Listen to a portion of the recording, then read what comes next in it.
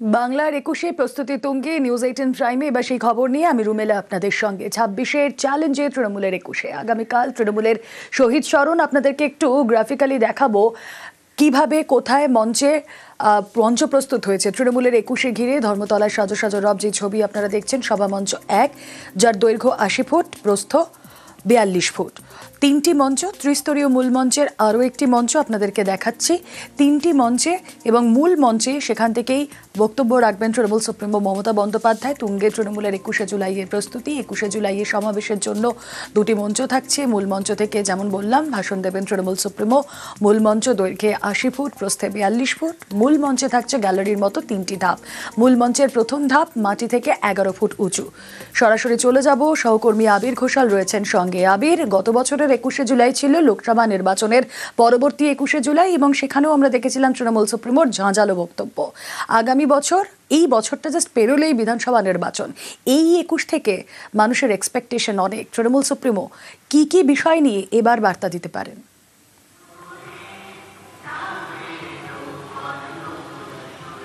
দেখো, গত বছর যখন লোকসভা নির্বাচনের পর ২১শে জুলাই সমাবেশ হয়েছিল, সেই সমাবেশ থেকে মূলত বার্তা ছিল হচ্ছে দলীয় শৃঙ্খলা এবং সাংগঠনিক কাঠামোকে শক্তিশালী করে তৃণমূল কংগ্রেস কিভাবে লড়াই করতে চায় সেই বিষয়কে স্পষ্ট করা। চলতি বছরের ২১শে জুলাইয়ের সময় হাতে আর ৮ মাস বাকি রয়েছে বিধানসভা নির্বাচনের। ক্যালেন্ডারের হিসেব অনুযায়ী যে বছর গড়ালে নির্বাচন, এটাকে আর ধরতে রাজি নয় তৃণমূল। গোটা দেশের যে রাজনৈতিক পরিস্থিতি, এই রাজ্যেরও যে রাজনৈতিক আলোচনা বা পরিস্থিতি পর্যায়ক্রমে তৈরি হচ্ছে, তাকে মাথায় রেখে তৃণমূল কংগ্রেস এই ২১শে জুলাইকে পুরোপুরিভাবে নির্বাচন শুরুর প্রক্রিয়ার সভা হিসাবেই ধরে নিয়ে এগোবে। তোমাকে একটু ছবিতে দেখিয়ে রাখবো যে ইতিমধ্যেই কলকাতা পুলিশ কমিশনার তিনি এখানে উপস্থিত হয়েছেন। তার সঙ্গে কলকাতা পুলিশের একাধিক শীর্ষ আধিকারিক ইতিমধ্যে রয়েছে। ঠিক মঞ্চের সামনে দেখতে পাওয়া যাচ্ছে যে প্রচুর তৃণমূল কংগ্রেসের কর্মী সমর্থক, তাদের ভিড় রয়েছে এবং বিভিন্ন যারা বিধায়করা যারা রয়েছেন শাসক দলের, তারাও একে একে জমায়েত হতে শুরু করেছেন। এছাড়া সাংগঠনিক দিক থেকে তৃণমূলের বিভিন্ন সংগঠনের যারা পদাধিকারী রয়েছেন, তারাও প্রত্যেকে উপস্থিত হতে শুরু করেছেন। কিছুক্ষণের মধ্যেই আমরা যেটা জানতে পারছি যে তৃণমূল কংগ্রেস চেয়ারপারসন মমতা বন্দ্যোপাধ্যায় তিনি এখানে আসতে পারেন। দলের সর্বভারতীয় সাধারণ সম্পাদক অভিষেক বন্দ্যোপাধ্যায় তিনিও এখানে আসতে পারেন একেবারে শেষ মুহূর্তের প্রস্তুতি দেখার জন্য। ফলে দলের কর্মী যারা রয়েছেন তারা ইতিমধ্যেই সে কারণে ভিড় জমাতে শুরু করে দিয়েছেন। দুটো বিষয় এক্ষেত্রে লক্ষণীয়। আগামীকালের তুমি যে প্রসঙ্গের কথা বলছিলে, যে বিষয়গুলোর প্রতি জোর দেওয়া হবে তার মধ্যে প্রথম এবং প্রধানের জায়গাই হচ্ছে বাঙালি অস্মিতা, দ্বিতীয় হচ্ছে বঞ্চনা, তৃতীয় হচ্ছে দলীয় শৃঙ্খলার ইস্যুকে সামনে রেখে সংগঠন কিভাবে কাজ করছে বা পর্যালোচনা বা মূল্যায়ন করা হচ্ছে সেই সংক্রান্ত বিষয়। এর সঙ্গে কেন্দ্রের শাসক দলকে লাগাতার আক্রমণ শানানোর জন্য একাধিক জায়গা রয়েছে। ২১ তারিখ থেকে শুরু হচ্ছে সংসদের অধিবেশন এবং এর পরবর্তী এর সঙ্গে জুড়ে থাকার মতো যেটা জানা যাচ্ছে যে দিল্লি কেন্দ্রিক একাধিক কর্মসূচি তৈরি হতে পারে এবং তাও বাঙালি অস্মিতা এবং বঞ্চনা এই দুটোকে সামনে রেখে। আমরা সাম্প্রতিক অতীতে দেখেছিলাম যে দিল্লিতে বঞ্চনা ইস্যুতে গিয়ে তৃণমূল কংগ্রেস লাগাতার তারা সভা করেছিল, ধর্ণা অবস্থান করেছিল এবং পরবর্তী সময় কলকাতাতেও রাজভবনের সামনে ধর্ণা অবস্থান চালিয়েছিল তৃণমূল। ফলে এই বঞ্চনা এবং বাঙালি অস্মিতা এই দুটো ইস্যুই ২০২৬-এর আগে তৃণমূলের অন্যতম বড় অস্ত্র এবং সেটাই দলের নেতা কর্মীদের কাছে এই দুটি বিষয়কে সামনে রেখে কিভাবে এগোবে তৃণমূল কংগ্রেস এবং তাদেরকে কিভাবে এগোতে হবে সেই বার্তাই মমতা এবং অভিষেক বন্দ্যোপাধ্যায় উভয় রাখবেন আগামীকাল, এমনটাই রাজনৈতিক মহল মনে করছে।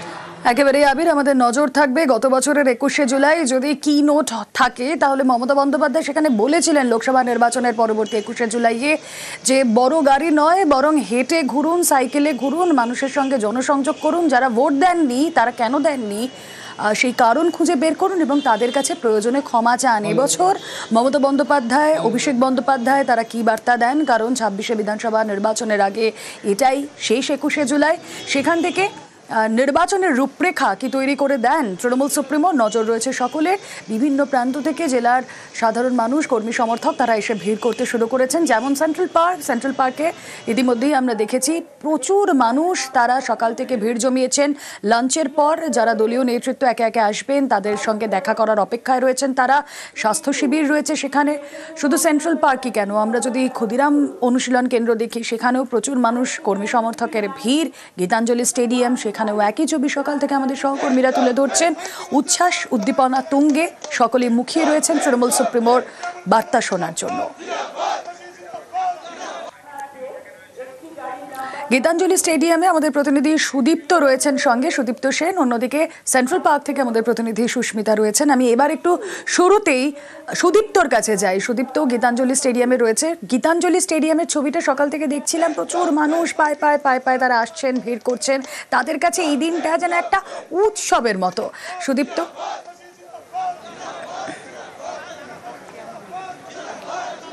একদমই তাই রুমেলা, সময় যত এগিয়ে যাচ্ছে অপেক্ষা কিন্তু কমতে থাকছে, কারণ অপেক্ষার সময় কিন্তু আরও কমছে। কার্যত রাত পোহালে কিন্তু 21শে জুলাই এবং তৃণমূল কংগ্রেসের শহীদ স্মরণ, তার আগে গীতাঞ্জলিতে মালদা এবং মুর্শিদাবাদের ভিড়। এই মুহূর্তে তুমি জানো যে তৃণমূল কংগ্রেস অর্থাৎ মুখ্যমন্ত্রী মমতা বন্দ্যোপাধ্যায় অর্থাৎ রাজ্য সরকারের পক্ষ থেকে লক্ষ্মীর ভাণ্ডারের প্রকল্প রয়েছে। কার্যত এই মুহূর্তে আমার সঙ্গে লক্ষ্মীরাই রয়েছেন দাঁড়িয়ে, তারা গীতাঞ্জলি স্টেডিয়ামে রয়েছে। একটু কথা বলার চেষ্টা করি। একাধিক প্রকল্প রয়েছে মেয়েদের জন্য, তাই তো? হ্যাঁ, একাধিক প্রকল্প রয়েছে। সেই সব প্রকল্পগুলির মধ্যে যেমন কন্যাশ্রী, রূপশ্রী, তারপরে মেধাশ্রী, এরকম বিভিন্ন জনকল্যাণমূলক ওনার প্রকল্প তিনি। সুদীপ্ত, তোমার থেকে একটু সময় চেয়ে নেব। তোমার সঙ্গে যখন লক্ষ্মীরা রয়েছেন, তারা তৃণমূল সুপ্রিমোর থেকে কি আশা রাখছেন সোনার, সেই কথা তাদের মুখ থেকে শুনবো। ফিরছি তোমার কাছে, তার মাঝে একটু চলে যাই। সুস্মিতা সহকর্মী রয়েছেন সঙ্গে। সুস্মিতা, সেন্ট্রাল পার্ক কানায় কানায় ভরে উঠেছে। যে ছবি আমরা দেখছিলাম তোমার মাধ্যমে, তাদের মধ্যে উচ্ছ্বাস ভরপুর, সকলে মুখিয়ে রয়েছেন তৃণমূল সুপ্রিমোর বার্তা শোনার জন্য। ছবিটা ঠিক কি বিকেল 4:30?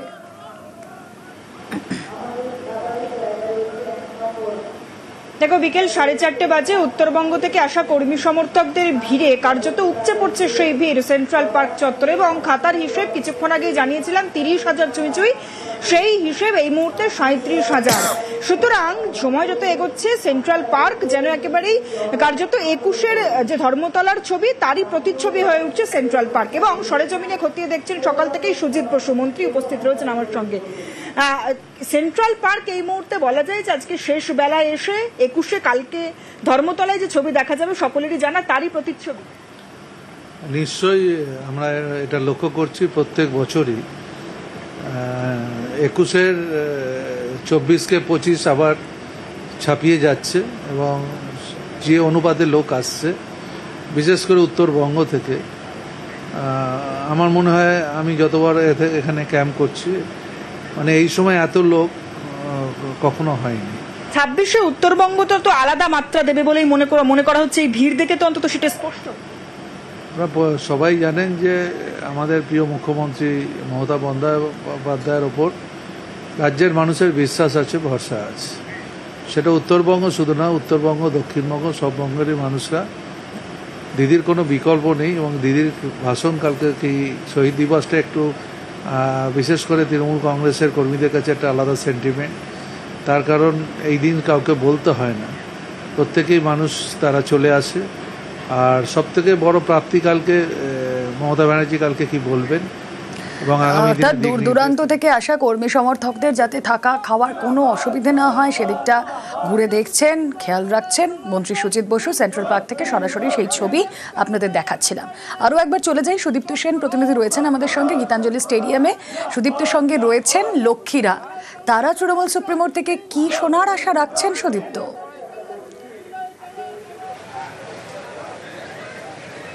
একদমই। আগামীকাল 21শে জুলাই এবং 21শে জুলাই যখন মুখ্যমন্ত্রী মঞ্চে উঠবেন, তার কাছ থেকে আপনারা কি শোনার অপেক্ষায় রয়েছে?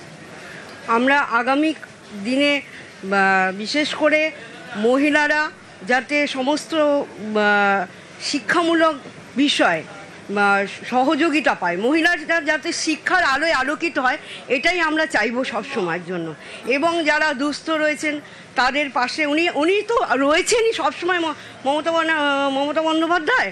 তা আমরা চাই উনি আরও বেশি করে আমাদের পাশে থাকুক। আমরা আশা রাখি, এবং রাখি না শুধু, আমরা ওনার অবদান যতদিন থাকবে আমাদের প্রাণ, আমরা কোনোদিনই ভুলব না মমতা ব্যানার্জির অবদান।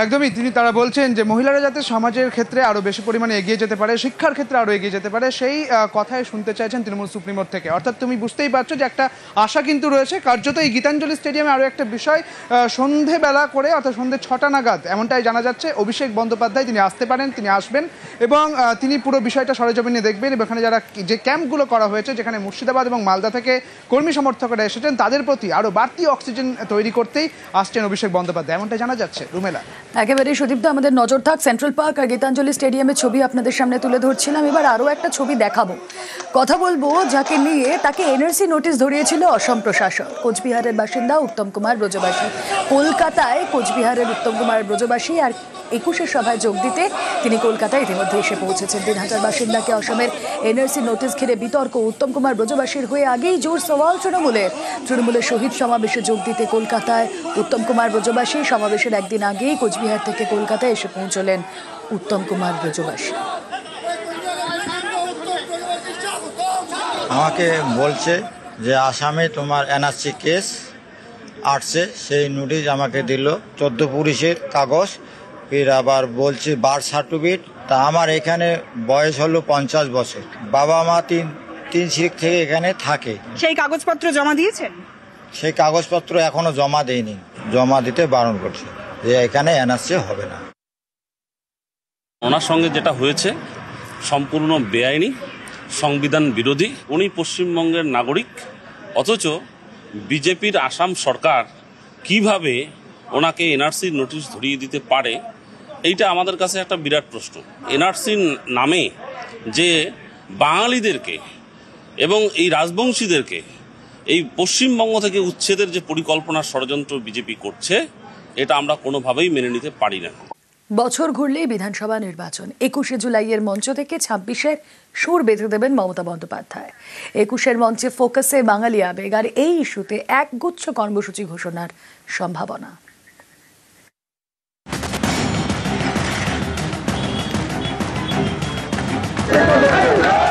বাংলার লোকেদের ডিটেনশন ক্যাম্পে রাখলে আগামী দিন বাংলার মানুষও কিন্তু বিজেপিকে পলিটিক্যাল নয়, ইলেকশনে লড়ে डिटेंशन कैंप पे रख दे राजनैतिक भावे। हम पूरा हिंदुस्तान में घूमेंगे, हमको अब रुकने नहीं सकता है। हम देखेंगे आपको कितना डिटेंशन कैंप में हमको ले जाएंगे। আগামী বছর রাজ্যে বিধানসভা নির্বাচন, তার আগে তৃণমূলের 21শে জুলাই। এই মঞ্চ থেকেই 26-এর লড়াইয়ের সুর বেঁধে দেবেন মমতা বন্দ্যোপাধ্যায়। 21-এর বার্তাতেও ফোকাসেই থাকবে বাঙালি আবেগ, যার ইঙ্গিত বুধবারই দিয়ে দিয়েছেন তৃণমূল নেত্রী। বাংলাকে আহত করছেন, বাংলা ভাষায় কথা বললে তাকে অসম্মান করছেন। আমরা এখন আহত, এর জবাব আমরা দেবই দেব।